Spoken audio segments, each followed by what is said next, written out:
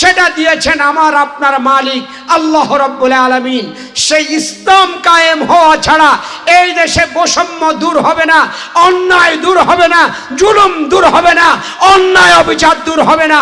আমরা দোয়া করি আল্লাহ তাআলা এই যুবকদেরকে তুমি দয়া করে ইসলাম কায়েমের জন্য কবুল করো। আপনারা কি আমার সাথে একমত? প্রশ্ন করতে পারেন যে হুজুর আমগো বুড়াগো কথা কইলেন না, জওয়ানগো কথার বেশি পায়ের উঠে দিয়েছেন। আপনি তো দেখিতে বৈষম্য করছেন না। আমার ব্যাকগ্রাউন্ড আছে। রাসূলুল্লাহ সাল্লাল্লাহু আলাইহি ওয়াসাল্লাম যুবকদেরকে বেশি ভালোবাসতেন, ঠিক না ঠিক? তিনি যুবকদের কথা স্পেশাল বলেছেন হাদিসের ভিতরে, এবং এইরকম মজলিসের মধ্যে যুবকদেরকে স্নেহ করেছেন, ভালোবাসা দিয়েছেন। আর বিশ্বনবীর আন্দোলনে, বিশ্বনবীর ত্যাগ এবং কোরবানির পাশে যারাই ছিল সবার অগ্রগণ্য তারা ছিল যুবক, ঠিক কিনা? বুড়োরা আসছে পরে, বুড়োরা বিরোধিতা করেছে কি আগে। এজন্য যুবকদেরকে আল্লাহ মনের মনিকোটা থেকে দোয়া করি আল্লাহ তাআলা তুমি তাদেরকে তোমার দ্বীনের জন্য কবুল করো।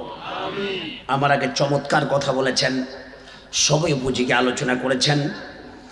এই অঞ্চলের দ্বীনি আকাশের উজ্জ্বল নক্ষত্র মাওলানা আব্দুল কাইম সোয়াইব, আল্লাহ তাআলা তার কথাগুলো আমাদের জন্য কবুল করুন।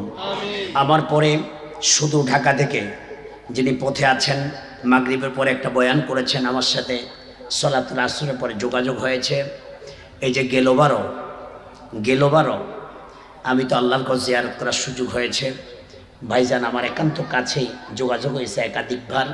অত্যন্ত সজ্জন দিনের দায়ী মাওলানা নাসিরউদ্দিন হেলালি, আল্লাহ ভাইকে সহি সালামতে আমাদের মাঝে পৌঁছিয়ে দিন।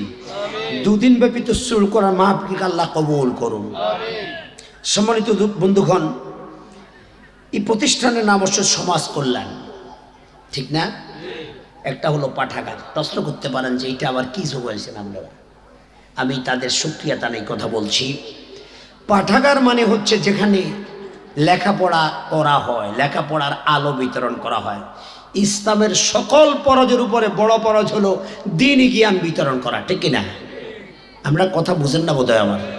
আমার কথা সাপোর্ট দিচ্ছেন না। যে সত্য কথা থেকে যে ব্যক্তি সাপোর্ট দেয় না, মুখ বন্ধ করে রাখে, এ আমার চোখে যদিও বড় হুজুর, আপনার চোখে যদিও বড় মৌলবি, আপনার চোখে যদিও বড় মোমেন, রসুলের চোখে হলো হেসে বোবা শয়তান। এখন কি বোবা শয়তান হবেন না মোমেন হবেন? কথা কি বলা যাবে? একটু কথা বলতে হবে, কথা বলা যাবে তো? এই দুনিয়াতে যত ফরজ আছে সবচেয়ে বড় ফরজের না হলো দ্বীনি শিক্ষা অর্জন করা, ঠিক কিনা? কারণ আপনি নামাজ পড়বেন, দ্বীন শিক্ষা করা কি সম্ভব? আপনি রোজা রাখবেন, এই যে সামনে রোজার মাস আসতেছে, এলেম অর্জন করা ছাড়া কি আপনি রোজা রাখতে পারবেন? হজ করতে যাবেন, এলেম অর্জন ছাড়া কি সম্ভব?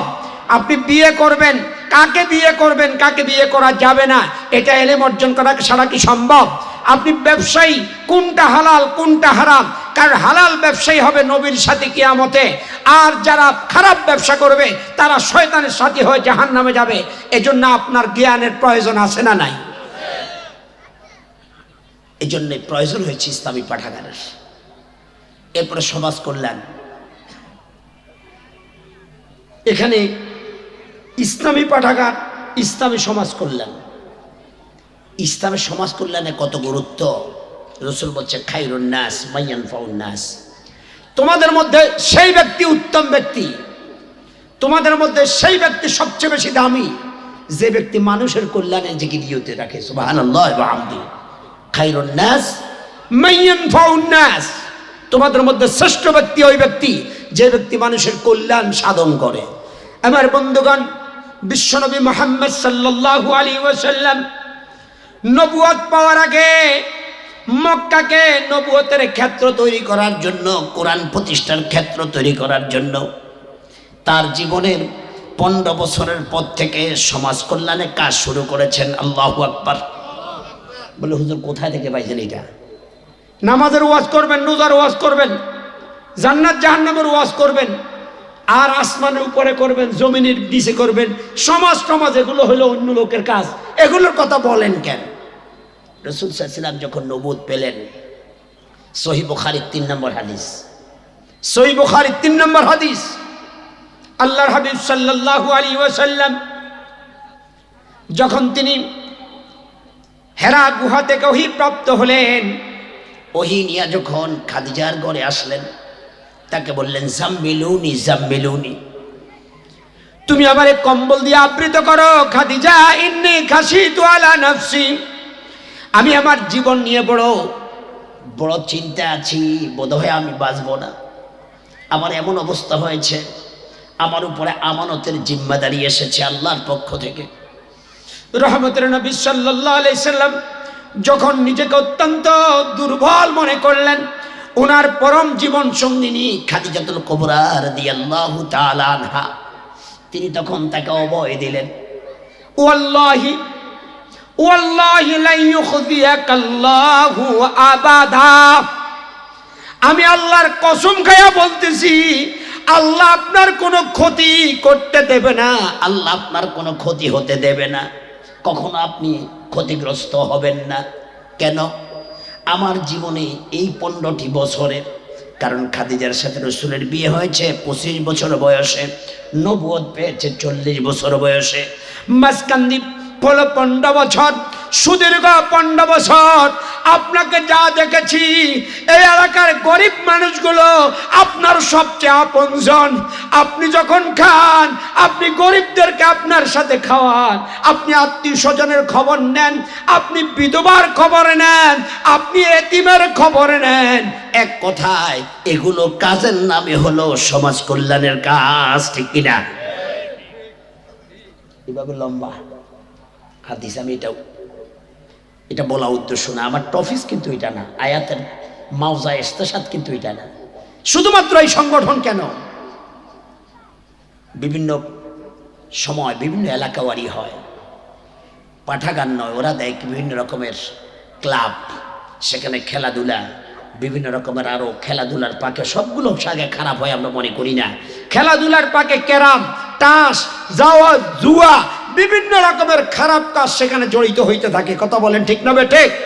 আর পাঠাগারে ব্যবহার হয় আল্লাহর কোরআন, নবীর হাদিস, ইসলামী সাহিত্য, মাসলা মাসাইল, সাহাবায়ে কেরামের জীবনী, বুজুর্গদের জীবনী, এইভাবে করে মানুষদেরকে ইসলামী আখলাকে তৈরি করার জন্য হয় ইসলামী পাঠাগার এবং সমাজ কল্যাণ পরিষদ।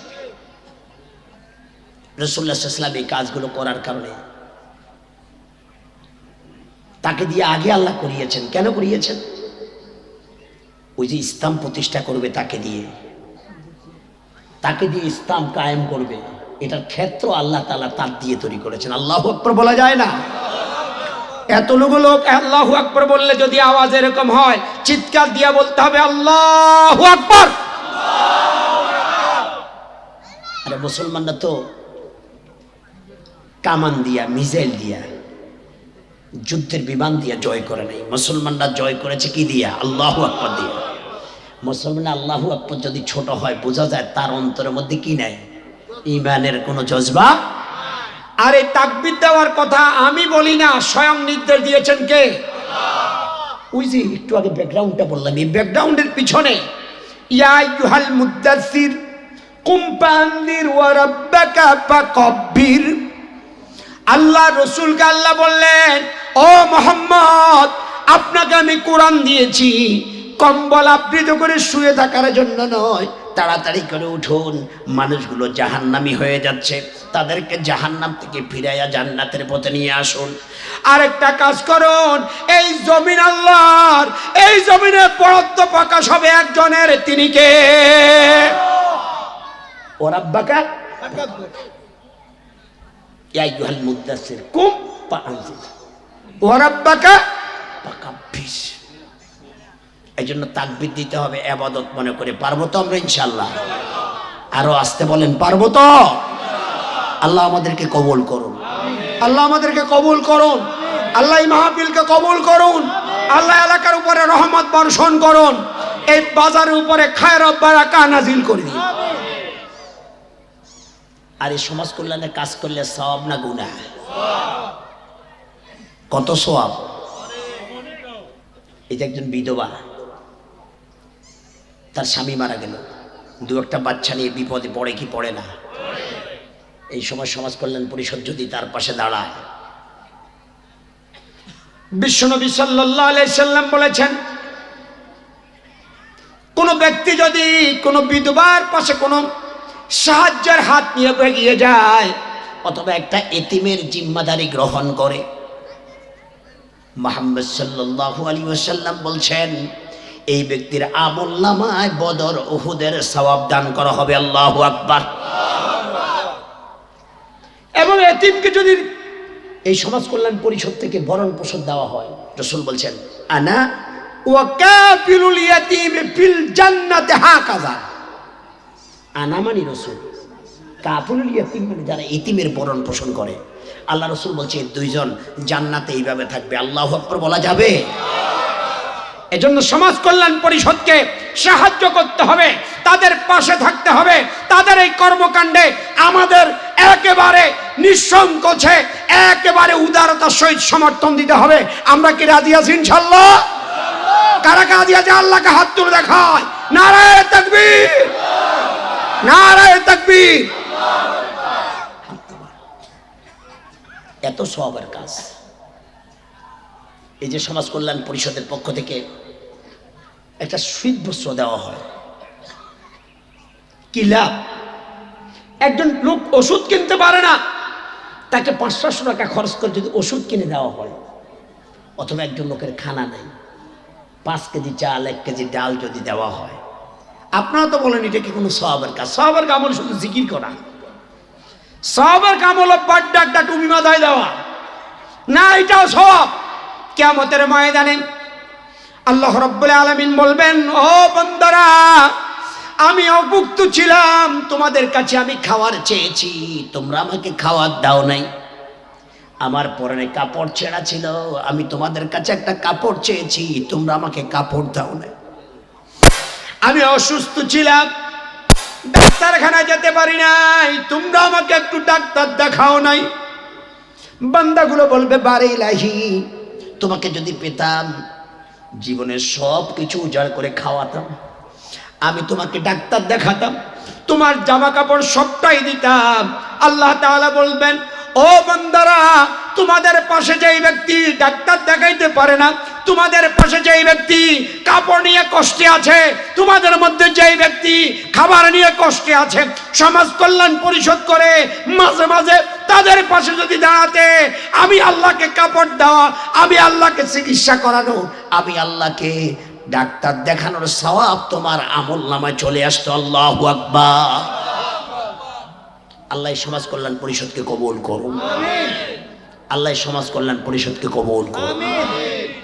আপনাদের মনে হয় এখনো বয় যায় না, কারণ ইমানদারদের মনে দীর্ঘ সময় ধরে একটা আগে জানতাম আমরা চোরের মনে পুলিশ পুলিশ, এটা জানেন তো আপনারা। দীর্ঘ সময় তাফসীর কোরআন মাহফিল বন্ধ থাকার কারণে আমাদের মনে ছিল, আল্লাহওয়ালাদের মনে ছিল, কোরআনওয়ালাদের মনে ছিল পুলিশ পুলিশ। কথা বলেন ঠিক কিনা? এখনো মনে আপনার সেই ভয় লালন করছেন, এই জন্য আপনাদের মুখে দিয়ে কথার আওয়াজ মনে হয় আস্তে আসে। এখন কি আর সেই ভয় আছে? সবাই বলেন সেই ভয় আছে? সেই ভয় দূর করে দিয়েছেন দুনিয়ার কোন মাস্টার মাইন্ড যিনি, তিনি কে? ইযা জাআ নাসরুল্লাহি ওয়াল ফাতহ, যখন সাহায্য আসে, এটা মানুষ শুধুমাত্র মাঠে যায়, সাহায্য করেন কে? আল্লাহ। আনতুম তাজরাউনাহু আম নাহনু যারুন, তোমরা চাষাবাদ করো না, শুধু জমিনে ধান লাগাও, প্রকৃতভাবে তোমাদেরকে ফসল দেয় কে? আল্লাহ। তোমরা স্বামী স্ত্রী মিলেমিশা করো, কিন্তু সন্তান দেয় কে? আল্লাহ। আনতুম তাখলুকুনাহু আম নাহনুল খালিকুন, ঘোষণা কার? আল্লাহ। এই জন্য আমাদের দেশে কয়দিন পরে এক একজন বাহির হয়, I have a master mind, আমি মাস্টার মাইন্ড, আমার এতজন কাইট হয়ে গেছে, এতজন সিট হয়ে গেছে, এতজন এই হয়ে গেছে, এতজন হে হয়ে গেছে। এগুলো তুমি হয়েছো আলহামদুলিল্লাহ, জাতি তোমাকে সময় মতো স্মরণ করবে, ঠিক কিনা? তবে সকল বিজয়ের মূল মাস্টার মাইন্ড মোমেনরা একজনকে করে, তিনি কে? আল্লাহ। কারণ আমাদেরকে আল্লাহ তাআলা শিখিয়েছেন যা নাসরুল্লাহি ওয়াল। সম্মানিত বন্ধুগণ, আমি আর ভূমিকে কথা বাড়াতে চাই না। আমাকে একটা টপিকস দেওয়া হয়েছে, সেই টপিকসটা নিয়েই আমি আপনাদের সামনে সূরা তাহরিম, সূরার নাম কি? একটু কথা বলা লাগবে ভাই। সূরার নাম কি? এটা আছে 28 পারাতে। কত পারা? সবাই কথা বলেন। কোরআন শরীফের মাহফিলে কথা বললে প্রত্যেকটা অক্ষরে আল্লাহ সওয়াব দিবে, কারণ কোরআন শব্দে যেমন কোরআন, ব্যাখ্যায় কোরআন। সুবহানাল্লাহ। আল কোরআন নাজমান ওয়া মানান জামিয়া। আমাদের এই মাদ্রাসা, আপনাদের মাদ্রাসা, আপনাদের মাদ্রাসা আসিবি দেই তো আমি এখানে চাকরি করতে এসেছি, ঠিক না? আপনাদের ত্যাগ, কুরবানি, ফসল, রাজগঞ্জ মাদ্রাসা, এখানে আলিম ছেলে যারা, তাদেরকে আমরা পড়াই কোরআনের সংজ্ঞার মধ্যে আল কোরআনু নাজমান ওয়া মানান জামিয়া। কোরআনের শব্দটাও কোরআন, কোরআনের অর্থটাও কি কোরআন। অতএব কোরআন শুনতে এসে যদি কোরআনের শব্দ না বলে হকের পক্ষে একটা সাপোর্ট দেয়, সেই অক্ষরের মধ্যে আল্লাহ তাআলা 10 লিখে দিবে। এই জন্য সাপোর্ট দিতে রাজি আছেন তো ইনশাল্লাহ?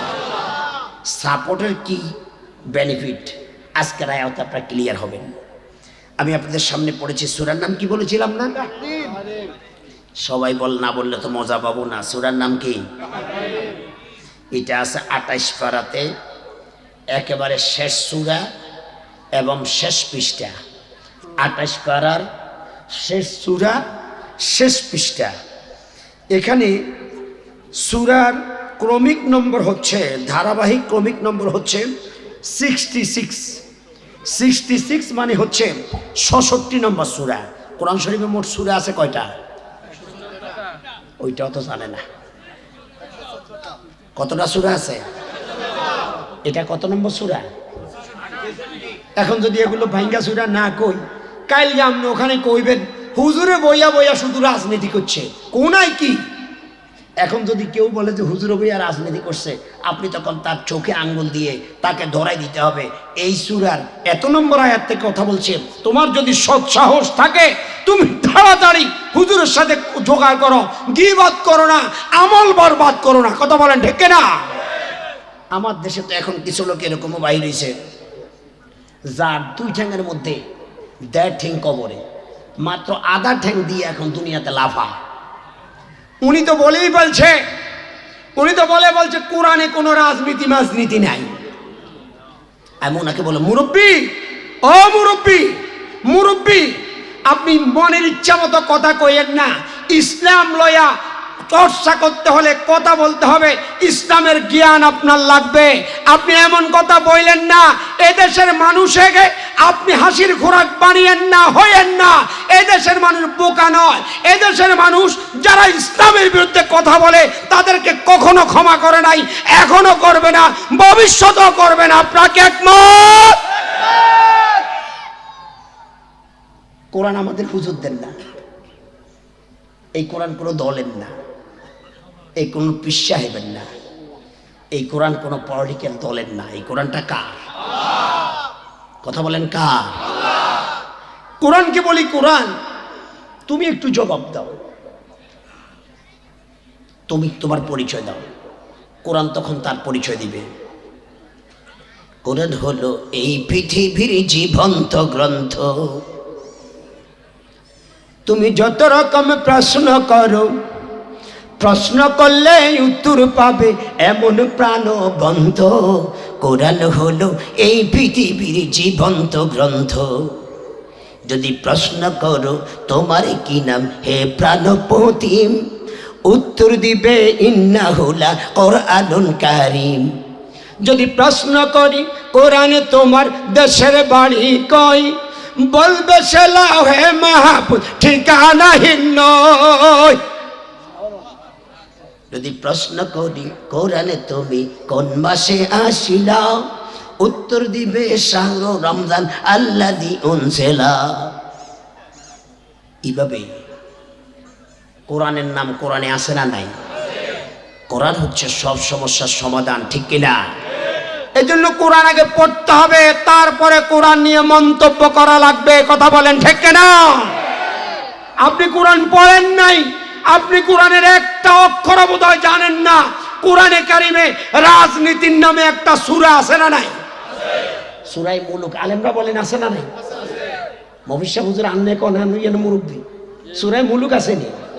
আঙ্গা তো সব বুড়া বুড়িরে কয় জোর জার মুলুক তার ওর কথা কয় না, যেতে দুনিয়াতে জোর খালাইতে পারে জনতার ক্ষমতা হাতে দখল করতে পারে, কথা বলেন ঠিক নিও। অনেক সময় জোর বিপদ হয়ে যায়, কথা বলেন ঠিক কিনা। তখন যদি জমিনের মালিক ওই মূল্য কলা করে দমাইতে না পারে, জমিনে যারা বসবাস করে তারা দমাইতে না পারলে জমিনের মালিক জমিনের বৈধ ফসলকে রক্ষার জন্য আল্লাহ তাআলা তার সাহায্য নিয়ে হাজির হয়, ঠিক কিনা। কারণ জমিনটা কার? সবাই বলে না। জমিন কার? আসমান কার? নদী নালা কার? আমরা কার?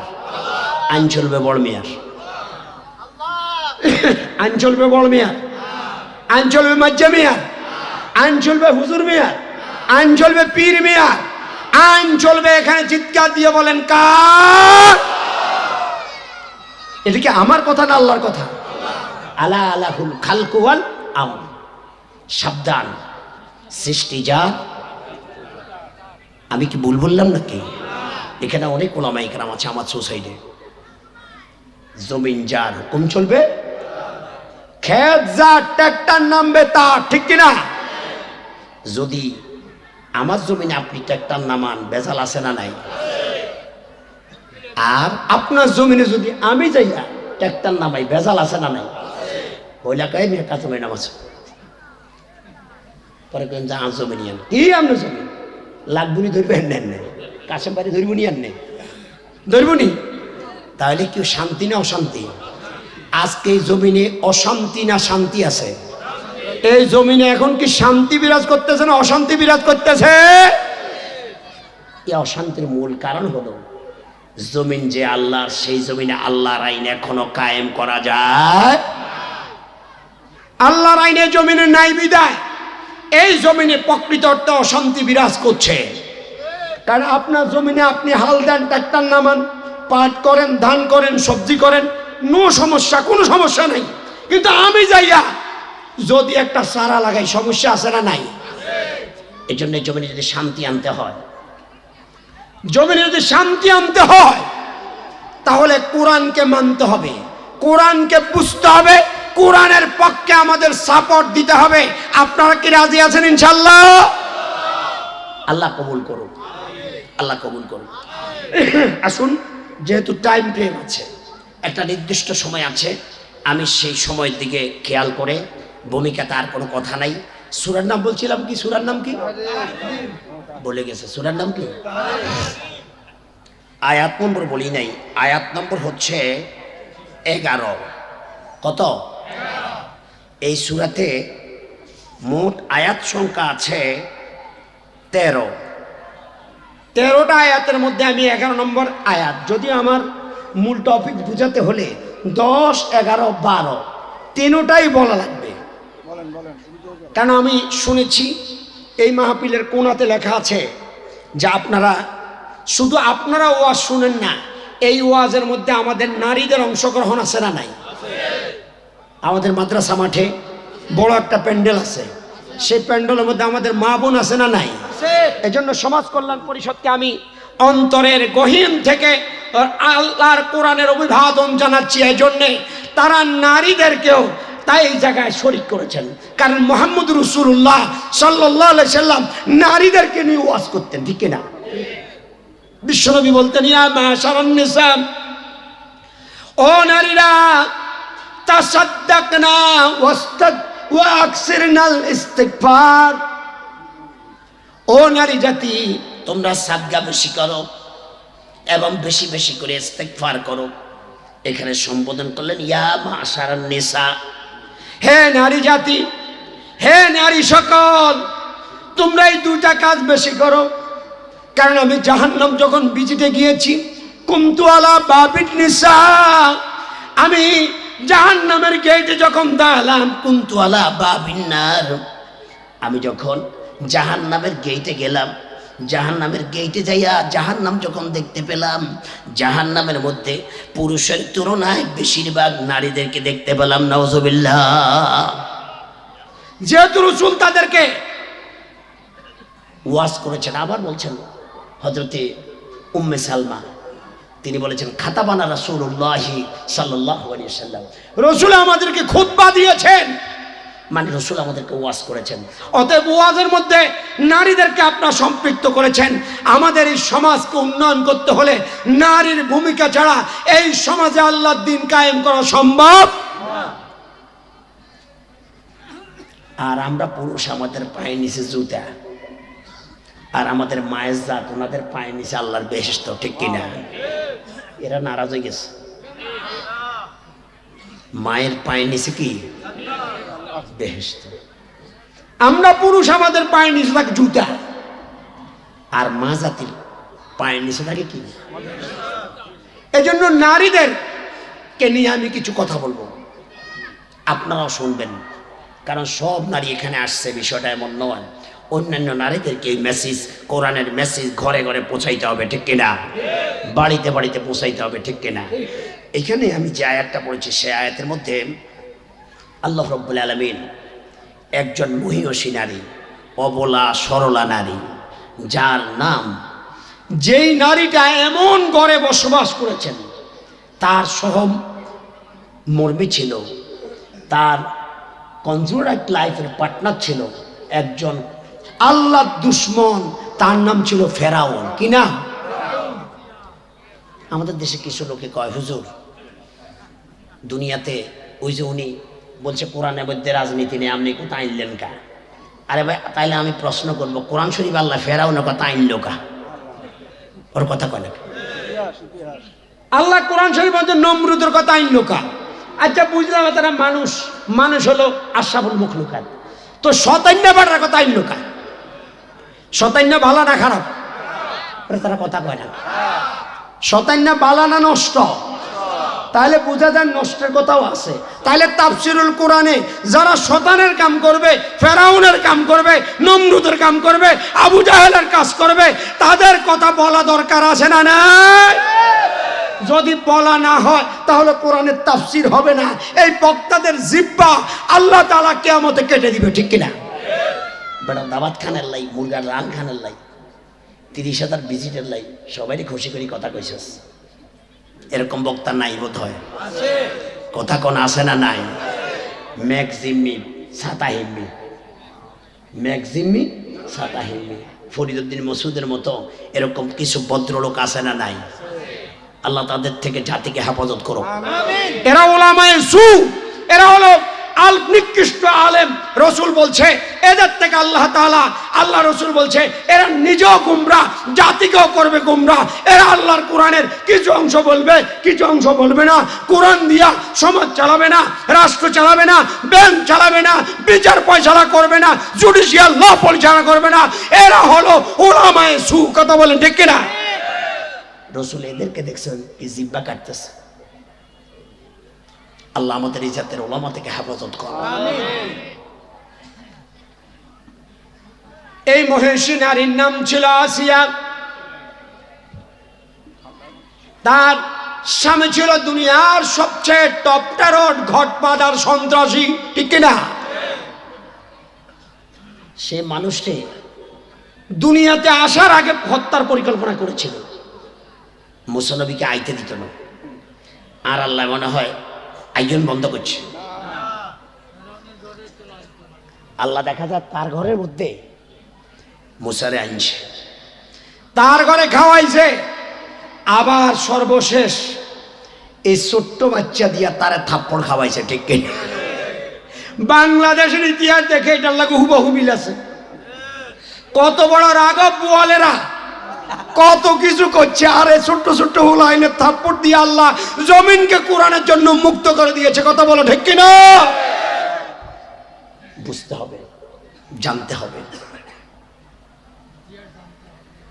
যাই হোক, সেদিকে আর কথা বলা যাবে না। আমি যে আয়াতটা পড়েছি তাফসীরুল কোরআন মাহফিল, এখানে যে আয়াতটা আমি তেলাওয়াত করেছি, وضرب الله مثلا للذين آمنوا امرأة فرعون। ওয়া মানে এবং, দরাবা মানে সেট করা, উপস্থাপন করা, উপস্থাপন করা, পেশ করা, মাসালান উপমা, দৃষ্টান্ত, এক্সাম্পল। লিল্লাযীনা আমানু, ঈমানদারদের জন্য। ইমরাআতা ফিরাউন, ফেরাউনের স্ত্রীকে। এবার পুরোটার অনুবাদ এবং আল্লাহ তাআলা উপমা হিসাবে মুমিনদের জন্য ফেরাউনের স্ত্রীকে পেশ করেছেন। সুবহানাল্লাহ বলা যায় না? বিশেষ করে তার ওই কথা, إذ قالت رب ابن لي عندك بيتا في الجنة ونجني من فرعون وعمله ونجني من القوم الظالمين।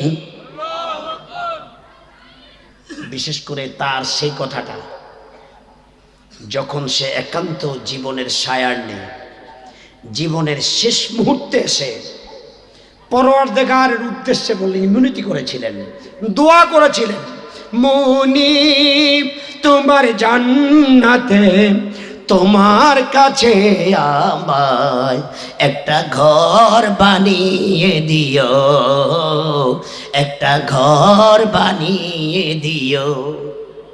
আমাদের যুবকেরা সঙ্গীত শিল্পীরা এই গান করে কি করে না? মনিব মানে কে? আমাদের মনিব কে? সবাই বলেন কে? এই কথাটা একজন দুর্বল ময়ূষী নারীকে, আমার মায়েরা, আপনাদেরকে আল্লাহ তাআলা কত সম্মান দিলেন।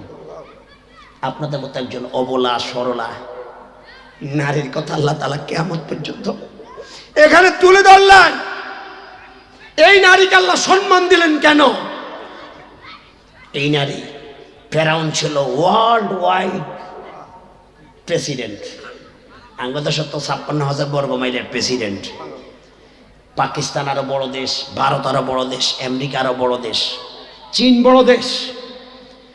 আর ফেরাউন ছিল ওয়ার্ল্ড ওয়াইড মানে তামাম পৃথিবীর প্রেসিডেন্ট, ঠিক কিনা? তার সহধর্মিনীর নাম হচ্ছে কি? আসিয়া। কথা বোঝেন এবার? কান কি ঠিক আছে? আমার দিকে নলেজ আছে আপনাদের? মাঝখানে খালি জায়গাগুলো কার জন্য রাখছেন আমি বুঝি না। একটু সামনে আগায় কি বসা যাবে? একটু জিকির করেন লা ইলাহা, সামনে জায়গাগুলো পূর্ণ করুন।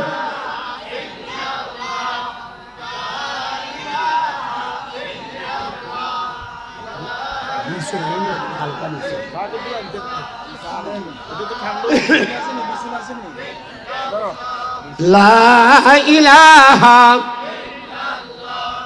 লা ইলাহা ইল্লাল্লাহ, আল্লাহ নামের জিকির করে বেজারা, আল্লাহর কাছে প্রিয় তারা, আল্লাহর কাছে প্রিয় যারা, জান্নাতে প্রবেশ করবে তারা। জোরে লা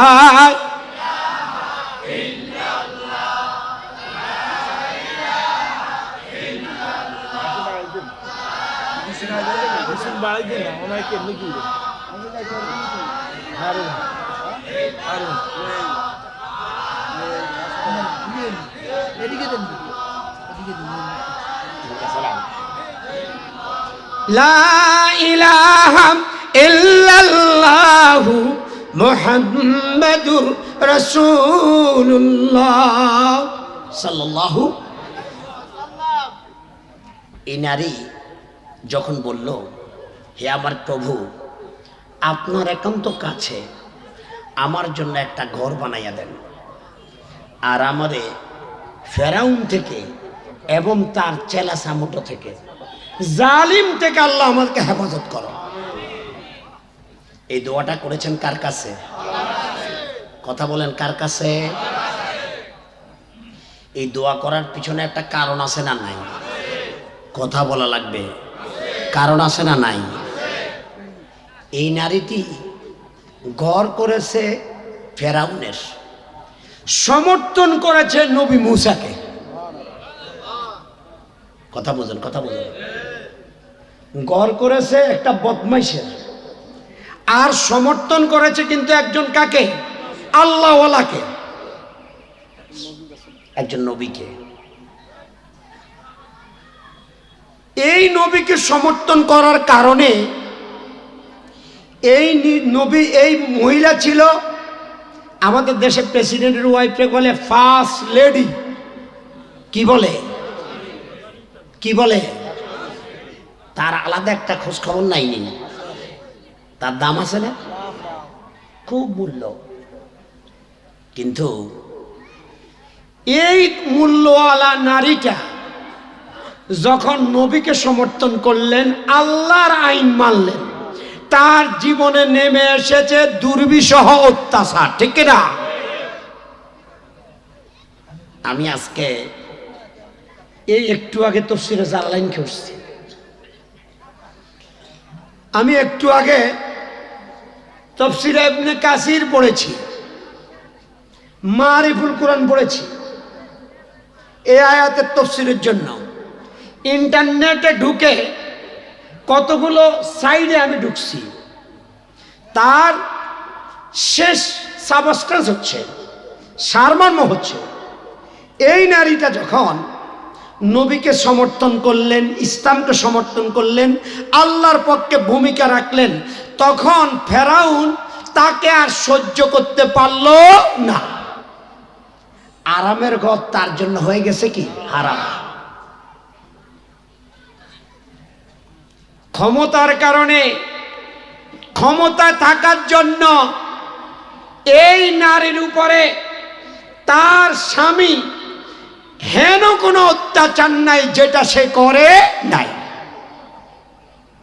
সবচেয়ে কঠিন হলো তার হাতের মধ্যে প্যারাগ, পায়ের মধ্যে কি প্যারাগ। মন কেমন বড় বড় পাথর তার ঘাড়ের উপরে।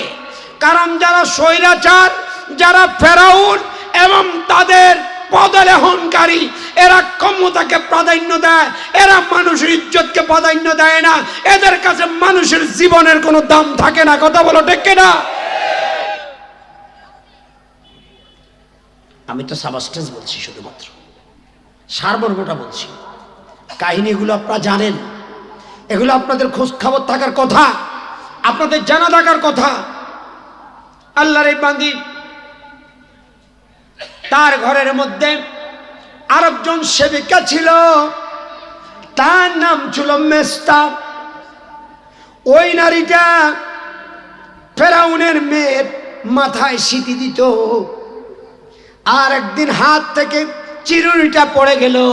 চিরুনিটা পড়ে যাওয়ার পরে তিনি তখন আল্লাহর নাম নিয়ে চিরুনিটা উঠালেন। তাফসীর ইবনে কাসির। উঠানোর পরে মেয়ে বলল, আপনি আরেকজন রবকে মানলেন, আমার বাবা ছাড়া কি এই জমিনে কোনো রব আছে? কহে আছে। সেই রব কে? সেই রব হলো মুসার রব, আমাদের সকলের রব। সুবহানাল্লাহ বলবেন না? কবরের রবের ব্যাপারে একটা প্রশ্ন বোধ হয় নাই? রাজগঞ্জে কবরের ব্যাপারে রবের কথা আছে না? না, আমার রব হচ্ছে আল্লাহ। বলেন কে? একটা গানও তো গাইতাম আমরা, আল্লাহ আমার রব, এই রবই আমার সব। ঠিক কিনা? ঠিক কিনা? আল্লাহ আমার রব মানে আমার জীবনে সব কিছু চলবে কার আইনে? এই গানের অর্থ এইটা। কেউ যদি আল্লাহকে রব মানে, সেই ব্যক্তি আর দুনিয়ার কারো আইনকে সমর্থন করতে পারে। এই কারণ কবরের মধ্যে এই জন্য প্রশ্নটা করবে। কবরের মধ্যে তো আপনাকে জিজ্ঞেস নামাজ কত সত্য, দাঁড়ি কত দূরে আসিল, তাহাজ্জুদ সত্যি, এই কুচ্ছুতি কবর এইটা নেই। কবরের মধ্যে প্রশ্ন কয়টাও? রব্বি কি তোমার দিন, কি তোমার রাসূল, তোমার কে? ফেরেশতা হাসিয়া যাবে জিজ্ঞাসা করিবে। প্রথম মানে রব মানে হলো সব। তোমার ব্যবসা করেছ কার নীতিতে? তুমি ব্যাংক চালাইছো কার নীতিতে? দল করেছ কার নীতিতে? পরিবার চালাইছো কার নীতিতে? রাষ্ট্র চালাইছো কার নীতিতে? সব জায়গায় মুমিন হিসাবে একজনের নীতিকে বলে এলাউ। ইমানদারদের কাছে চিৎকার দিয়া বলেন, তিনি কে? এই জন্য প্রশ্ন জানাইব, মার রব্বুকা। তখন এই কথা বলার পরে এই নারীর উপরে চলল নির্যাতন। তার 3টা ছেলের কথা শোনা যায়। 3টা ছেলেকে ফুটন্ত কড়াইয়ের মধ্যে তেল জাল দিল শাস্তি দেওয়ার জন্য, আসিয়ার সামনে তাকেও শিক্ষা দেওয়ার জন্য। দুইটা ছেলেকে ফুটন্ত তেলের মধ্যে গরম কড়াই করলো। ছেলেগুলো চলে গেল দুনিয়া থেকে মায়ের সামনে। মায়ের দরদ একটু চোখের থেকে পানি পড়তেছে, কিন্তু তারা ঈমান বদলায় না। আল্লাহু আকবার বলবেন না? ঈমান পাল্টায় না। ও নারীরা, সেও ছিল একজন নারী, সেও ছিল একজন নারী। কুলে আর একটা ছেলে ছিল যে দুধ পান করছে। হামানের নেতৃত্বে ফেরাউনের সৈন্যবাহিনী, ফেরাউনের ক্যাডার বাহিনী, ফেরাউনের দস্যু বাহিনী এই বাচ্চাটাকে যখন মায়ের কুল থেকে নিয়ে যাচ্ছে, স্বভাবগতভাবে মা বাচ্চাকে ছাড়তে রাজি হয় না। ধরে আলামিন ছোট্ট বাচ্চার মুখ দিয়া একজন বয়স্ক, একজন মানুষের কণ্ঠ তার মুখ দিয়া বের করে দিলেন, মা গো মা, আমারে ছেড়ে দাও। এটা তো তেলের কড়াই না, এটা হলো আল্লাহর জান্নাতুল ফেরদাউসের রাস্তা। এটা হলো জান্নাতে যাওয়ার রাস্তা।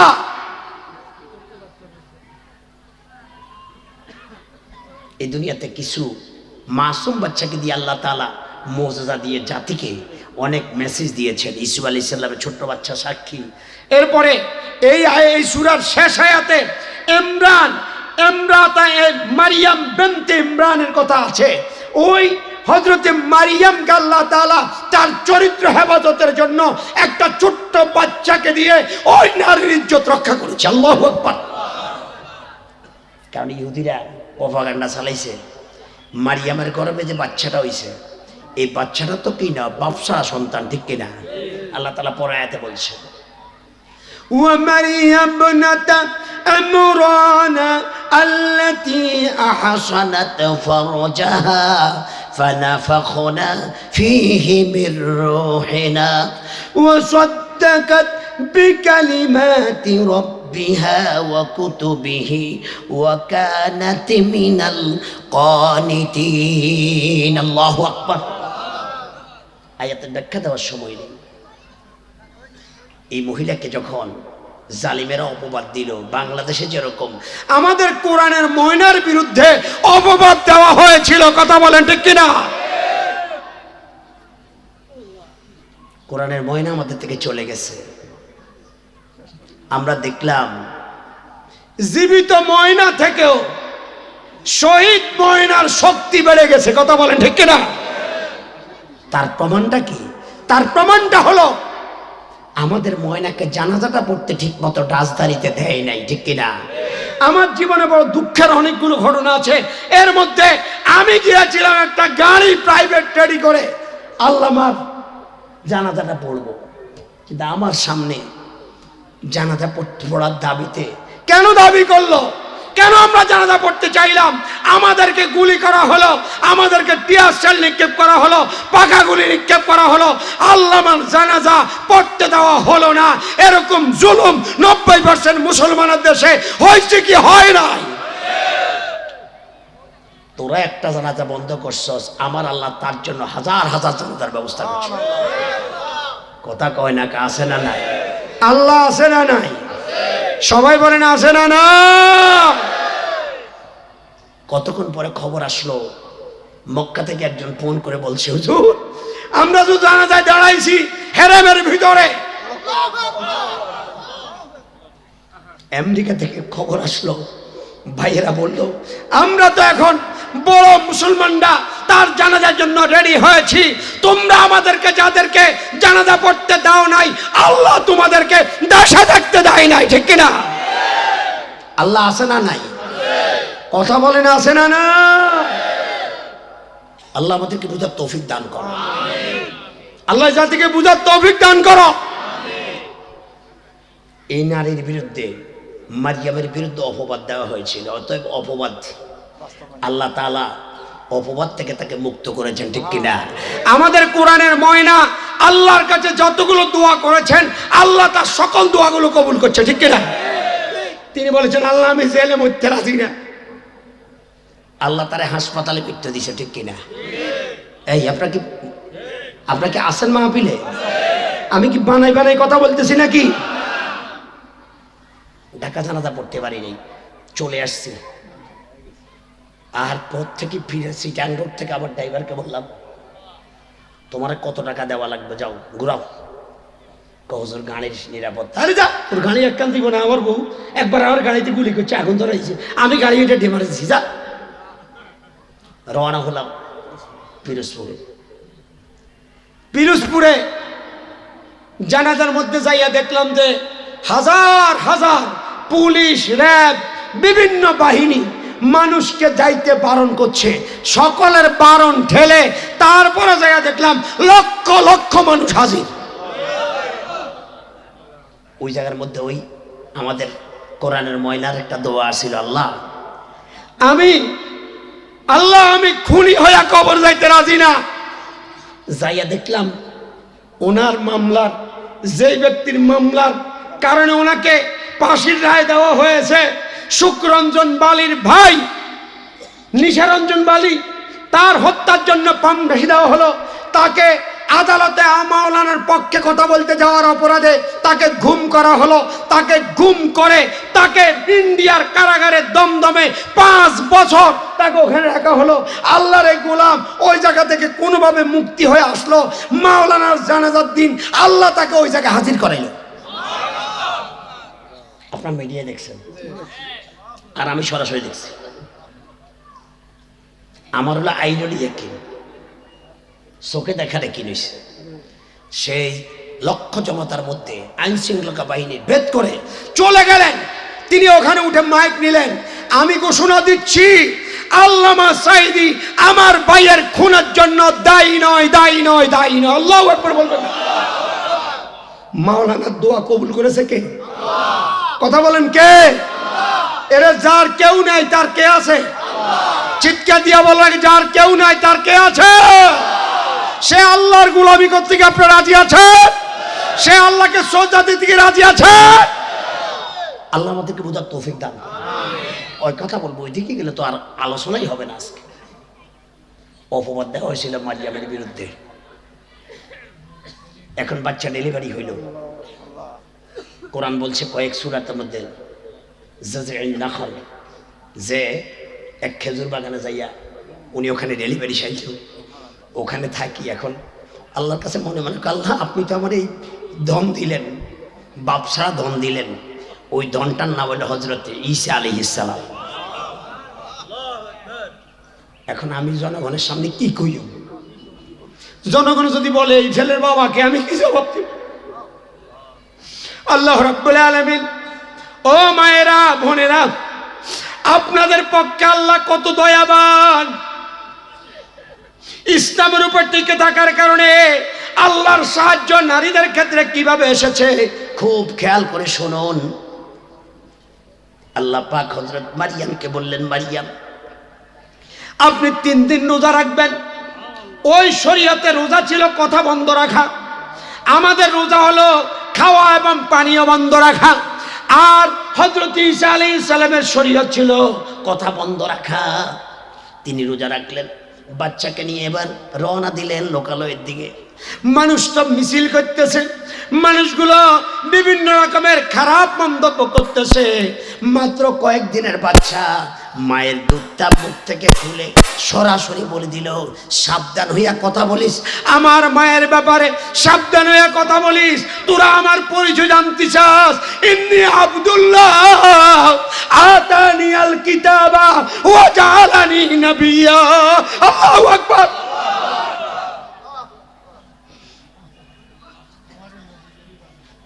ওই ছেলে মায়ের দুধ থেকে মুখটা রাইখা বলতেছে, আমার মারে কোনো অপবাদ দিচ্ছে, আমি আল্লাহর বান্দা, আল্লাহ আমারে কিতাব দিব, আমারে নবী বানাই ছাড়ছে। সুবহানাল্লাহ কইতেন না? আজকে যদি সেই নবুয়তের দরজা থাকতো, তাহলে আমাদের কোরআনের ময়নার বিরুদ্ধে হয়তো আল্লাহ তাআলা এই ধরনের মুজিজা নাযিল করতে। কথা বলেন ঠিক কি? যেহেতু নবী নাই, মুজিজার পথ বন্ধ হয়ে গেছে, কারামত গুলো রয়ে গেছে। কারামত আছে, কারামত আউলিয়া হাক্কন। সম্মানিত রাজগঞ্জবাসী, এলাকার মুসলমান ভাইরা, আমার বন্ধুগণ, ও আমার মা বোনেরা, আসিয়ার মতো এই মহিয়সী নারী এত নির্যাতনের পরেও নবীওয়ালাদেরকে সমর্থন ত্যাগ করে নাই। এই জন্য কিয়ামত পর্যন্ত তার কথা আল্লাহ, তাদের কথা আল্লাহ কোরআন শরীফে লিখে দিয়েছে, ঠিক কিনা? এবারের বিপরীতে 10 নম্বর আয়াতের দিকে যান, আগের আয়াত। وضرب الله مثلا للذين كفروا امرأة نوح وامرأة لوط كانتا تحت عبدين من عبادنا صالحين الله أكبر। আল্লাহ কাফেরদের জন্য উপমা দিলেন, দৃষ্টান্ত দিলেন, এক্সাম্পল দিলেন। দুইজন নবীর স্ত্রীকে। কয়জন নবী? একজন হলো নূহ, আরেকজন হলো কি? লূত। আল্লাহ তাআলা দুইজন নবীর স্ত্রীকে কাফেরদের জন্য দৃষ্টান্ত বানালেন। প্রশ্ন হতে পারে, নবীর স্ত্রীকে আল্লাহ তাআলা কেন কাফেরদের পক্ষে দৃষ্টান্ত দিলেন, আর কাফেরের স্ত্রীকে কিভাবে তিনি নেককারদের দৃষ্টান্ত দিলেন? আল্লাহর হিকমত আছে না নাই? এর হিকমত হলো সমর্থন। আপনি তো মনে করেন যে নামাজ রোজা করিও, ঘুষখোরের সমর্থন দিও, চোরের সমর্থন দিও, ডাকাতের সমর্থন দিও, খুনির সমর্থন দিও, এক কথায় আল্লাহর দিন বিরোধীদেরকে সমর্থন দিও আর আল্লাহ বিল্লাহ করিও। এরকম লোক রাজগঞ্জ ইউনিয়নে নাইও।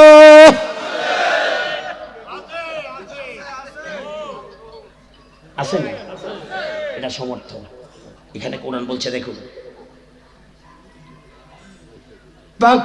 فخانتاهما فلم يغنيا عنهما من الله شيئا। দুইজন নবীর স্ত্রী, এরা দুইজন নবীর আদর্শ সমর্থন করে নাই। ভিতরে ভিতরে তলে তলে ওই সমাজে আল্লাহর আইন বিরোধীদেরকে এরা সমর্থন দিয়েছে। এরকম লোক নাই নি? কথা কয় না? হ্যাঁ হ্যাঁ, আসেনি? তারা বৃত্তি নবীর দল, নবীর গড় করত। কিন্তু নূহ আলাইহিস সালামের সময় কাফেরের সংখ্যা ছিল বেশি, ঠিক নেই? আমরা তো সব কিছু লোক আছে কয় না, বৃষ্টি জিমিতন ছাতা হিমিদরিয়ে ওইটাই ভাই জামিলা ধরুন দরকার আছে নি?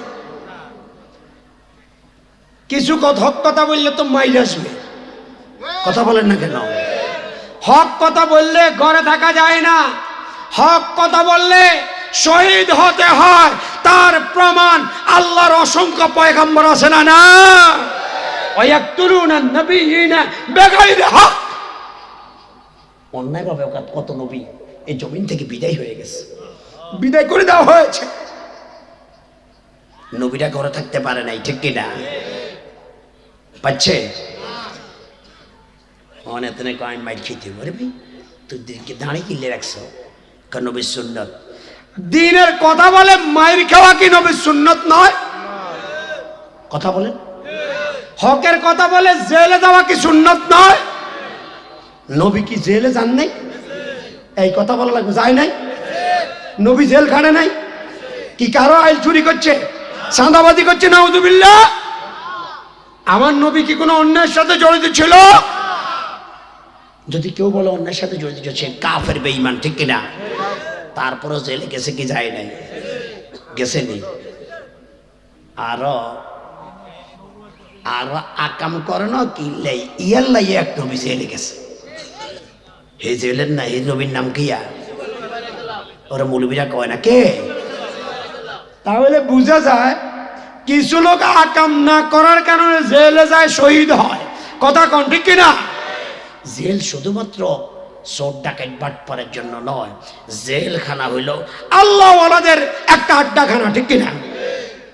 আমি তো আল্লাহর কাছে বহুবার দোয়া করছি, আল্লাহ নবীর সুন্নাত তো সবটাই পালন করলাম কম বেশ, কিন্তু নবীর জেল জীবন তো পালন হয় নাই। আল্লাহ তাআলা সেটা 2022 সালে ব্যবস্থা করছে, আলহামদুলিল্লাহ। কোন আপনাকে এখানে আসার পরে হ্যাঁ আমার জীবনে একটা নিয়ামতের কথা কইতাম। সেই নিয়ামতটা হইল কোরআনের প্রথম থেকে শেষ পর্যন্ত অক্ষরে অক্ষরে শব্দে শব্দে কোরআনের তাফসির পড়া, অর্থ পড়া আমার সম্ভব হয় নাই, একমাত্র জেলে সম্ভব হয়েছে। এই জন্য আমি আল্লাহকে মেনি মেনি থ্যাঙ্কস, আমার আল্লাহকে এত বেশি ধন্যবাদ জানাই নবীর একটা সুন্নত আদায়ের পরে আল্লাহ তাআলা। কারণ আজকে দরকার হয়েছে এই আয়াত চাইছি, কাল দরকার হয়েছে ওই সূরা চাইছি, কিন্তু কোরআনের প্রথম থেকে শেষ পর্যন্ত পুরো তাফসীর অর্থ সহ পড়া আমার জীবনেও সম্ভব হয় না। আপনারা কি আমার উপর নারাজ হইলেন নাকি? সম্মানিত ভাইরা, এই গেল আমার নারীদের কথা। এবার নারীদেরকে বলবো, বোনেরা এখানে এই যে সমর্থন করানো, এই আয়াতের অর্থ করে আমি এবার মুখ্য কথার দিকে যাচ্ছি। আমার সময়ও শেষ হয়ে যাচ্ছে। এরপরে এই দুনিয়ারেই নবীর ঘর করছে, কিন্তু খেয়ানত করেছে, মানে নবীকে সমর্থন কি দেয় নাই। এরপরে আল্লাহ বলছে পালামিউগনিয়া আনহুমা মিনাল্লাহি শাইআ, নবীরা যদিও ছিল তার স্বামী, তাদের স্বামী, কিন্তু জাহান্নাম থেকে নবীও বাঁচাইতে পারে নাই। পালাম ইউগনিয়া মিনাল্লাহি শাইআ, তাদেরকে বলা হলো ওয়াকিলা দুখুলান নারা মাহাদ দাখিলিন, আর তাদেরকে বলা হলো গড় করছো নবীর, থাকবা জাহান্নামে। কারণ তোমরা নবীদেরকে সমর্থন করো নাই, নবীওয়ালাদেরকে সমর্থন করো নাই, আল্লাহর দ্বীনকে সমর্থন করো নাই, তোমরা সুবিধাবাদ জিন্দাবাদের সমর্থক ছিলা। এরকম নারী, এরকম পুরুষ আমাদের সমাজে নাইও। তাহলে এই আয়াত থেকে শিক্ষা নেওয়া দরকার আছে না নাই? কথা বলেন। তাহলে আমরা কোরআনকে সমর্থন দেব, ঠিক কিনা? ইসলামকে সমর্থন দেব, ঠিক কিনা? রাজি আছেন? রাজি আছেন? কারাকারি আছেন? আল্লাহকে হাত তুলে দেখান। নারায়ে তাকবীর, নারায়ে তাকবীর। হাত নামান। নারীদের ত্যাগ এবং কোরবানি, ইসলামের রাসূলুল্লাহর নেতৃত্বে যে ইসলামের কাজ শুরু হয়েছে, আগে তবু ইসলাম ছিল, আসিয়ার কথা বললাম সেটা ইসলাম, এই দুই নারীর কথা বললাম সেটা হচ্ছে ইসলাম। আর রাসূলুল্লাহর নেতৃত্বে যেরকম চূড়ান্ত বিপ্লব হলো, সেই বিপ্লবে ও নারীরা, আপনাদের মতো একজন নারী প্রথম এই জমিনকে উর্বর করেছেন, জমিনকে সতেজ করেছেন রক্ত দিয়ে। সেই নারীর নাম হলো সুমাইয়া। কি নাম? তার একটা ঘটনা আমি দেখেছি, আপনাদেরকে শোনাবো। সেই ঘটনাটা শুনতে রাজি আছেন? কথা কয় না, শুনতে রাজি আছেন? সেই নারীর ঘটনাটা বলেই বোধহয় আমার আলোচনা শেষ হয়ে যাবে। হুজুর আসছেন? আমার তো টাইম শেষ, আমি কি ছেড়ে দেবো? চলতে থাকবে, আমি তো আমার ঘরের মানুষ, চলতে থাকবে। আচ্ছা, তাহলে আমি বুঝতে পারছি হুজুর দূর থেকে আসতেছে, উনি আসা পর্যন্ত আমার হায়াত বাড়ছে। ও চলিয়েস, তাহলে কথাই শেষ করতে পারি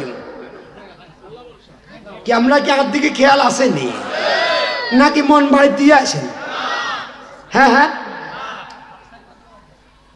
শোনেন, এই ঘরের নাম, মহিলার নাম কি বলছিলাম? সুমাইয়া। ওনার স্বামীর নাম হলো ইয়াসার, ছেলের নাম হলো কি? আম্মার। কথা কয় না? বলেন তো কি নাম? ছেলের নাম আর বাপের নাম, স্ত্রীর নাম, সদস্য কজন? এতারা নবীর আন্দোলন সমর্থন করছে, করার কারণে এদেরকে এমন নির্যাতন করছে মরুভূমির উপরে, আসিয়ার মতো। শেষ পর্যন্ত রসুল তো প্রতিবাদ করার শক্তি ছিল না। দেখেন না গত কত বছর তো আমরা প্রতিবাদ করতে পারছি না। আমাদের সামনে আমাদের কত কলিজার টুকরা লই গেছে, আমরা একার কত তো কইতে পারি না। আমরা দোয়া করতে পারি না, জানাজা পড়তে গেল জানাজা থেকে পর্যন্ত আমাদের এরেস্ট করা হয়েছে, ঠিক কিনা? রসুলও কোনো প্রতিবাদ করতে পারে নাই আর শুধু ইয়ান কইছে সবরানিয়া আলে ইয়াসির ইন্না মাওয়াদুকুমুল জান্নাহ। ও ইয়াসারের পরিবার, তোমরা ধৈর্য ধারণ করো, ঈমানের উপর টিকে থাকতে যদি পারো, আমি নবী তোমাদেরকে জান্নাতের গ্যারান্টি দিয়ে দিলাম। তাহলে দিনের জন্য মায়ের খাইলে জান্নাতের ঘোষণা দেয় কে? স্বয়ং নবী। কথা বলেন ঠিক কিনা? শহীদ হয় নাই, আগে ঘোষণা দিচ্ছে জান্নাত। ইতিমধ্যে ইয়াসার মারা গেল, এখন আছে কে? মার ছেলে। আবু জাহলের বাহিনী একদিন দেখলো যে মা ছেলে একদিকে আইতেছে, এখন দোনোজনে গ্রেফতার করছে। এক খুঁটির লগে বাঁধছে সুমাইয়ারে, আর এক খুঁটির লগে বাঁধছে কারে? ছেলের নাম কি? আম্মার। বুঝি গেছেন? আম্মারকে বাঁধছে এক খুঁটির লগে। আর কি বলছে দেখেন, আবু জাহেল বললেন, আম্মার আতাতরুকুল ঈমান। মেলা লড়াই করছে মোহাম্মদের পক্ষে, মোহাম্মদের দল ছাড়ি দেয়, না হইলে আজকে কিন্তু একটা গড়াই হল। ঈমান হারাবি, ঈমান ছাড়বি না জীবন ছাড়বি? এই কথা বলার পরে, এই কথা বলেই দুজনকে তো বাঁধা। এই দুনিয়াতে সন্তানকে সবচেয়ে নিঃস্বার্থভাবে ভালোবাসে একজন, তিনি কে? মায়ের কাছে সন্তান দুর্বল, ঠিক কিনা? ওরে স্বার্থ ছাড়া বন্ধু বান্ধব, আরে স্বার্থ ছাড়া বন্ধু বান্ধব কাছে আসে না, বিনা স্বার্থে দুনিয়ায় কেউ ভালোবাসে না, স্বার্থ ছাড়া ভালোবাসে শুধু আমার মা। ঠিক কিনা? ঠিক কিনা? একজন হিন্দুর গান শুনে দিলাম, কলিকাতা মনে আছে। এখন এই কথা বলার পরে মা ডাইরেক্ট বলতেছে, মায়ের কাপড় খুলতে শুরু করছে, মায়ের কাপড় সরবে টানাটানি শুরু করছে। এখন ছেলে প্রতিবাদ শুরু করছে, এই বদমাস, আল্লাহর দিনের দুশমন। মা কি জবাব দেয়?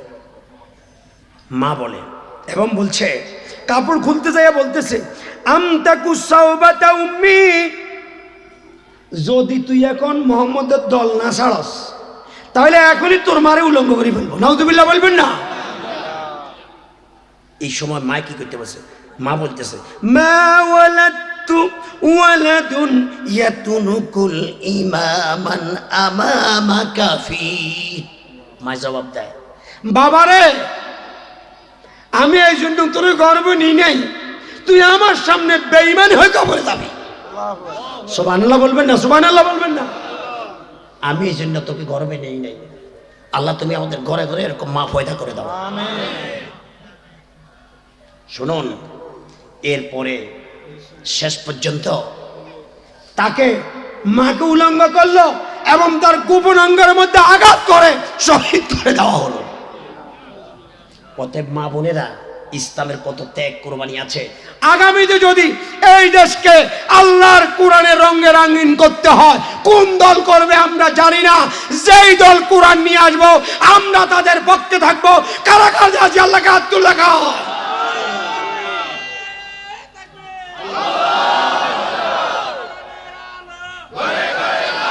আল্লাহ হাতগুলো কবুল করুন। আমার গলা ভাঙ্গা, আমার গলা ভাঙ্গা, আপনারা লক্ষ্য করছেন। তারপর কিছু কথা বলেছি, আমি কাউকে আঘাত দিয়ে বলি নাই। যেই দল কোরআন নিয়ে আসবো, কোরআন কোন দলের না, কোরআন। আল্লাহ আমাদেরকে বুঝার তৌফিক দেন। আল্লাহু আকবার। তবে মেহমানের আগমন, শুভেচ্ছা স্বাগতম রাজনবাসীর পক্ষ থেকে, লাল গোলাপের শুভেচ্ছা সমস্ত পরিষদের পক্ষ থেকে।